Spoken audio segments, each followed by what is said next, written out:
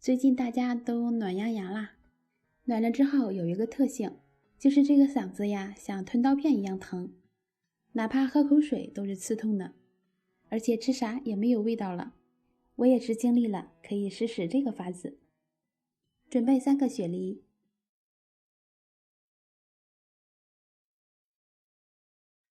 里面加入清水，放入1勺食盐，用食盐把梨皮表面的蜡质搓洗一下。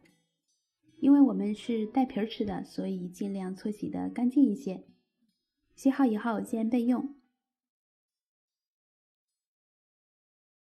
准备一个空碗，里面放入一丢丢的银耳，加入清水，把银耳泡发一下。梨子洗干净以后，把梨的顶部切下来，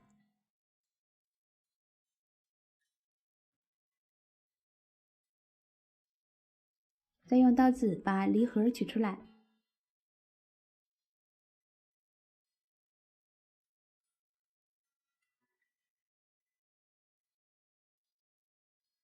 用勺子把里面掏干净。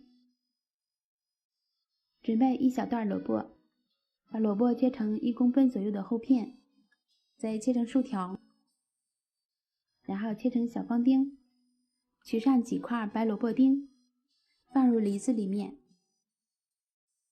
再放入2个枸杞，1片红枣，半勺红糖，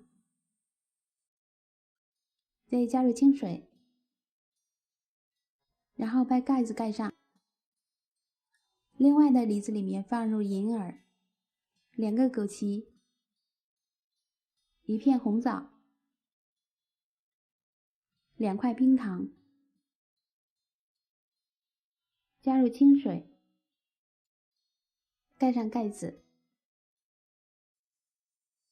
第3个梨子里面放入几粒花椒、2块冰糖，加入清水，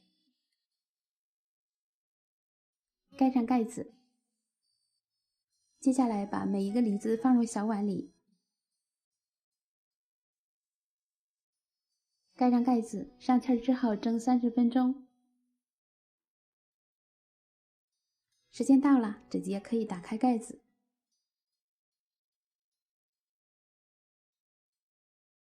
这样我们的梨子就蒸好了。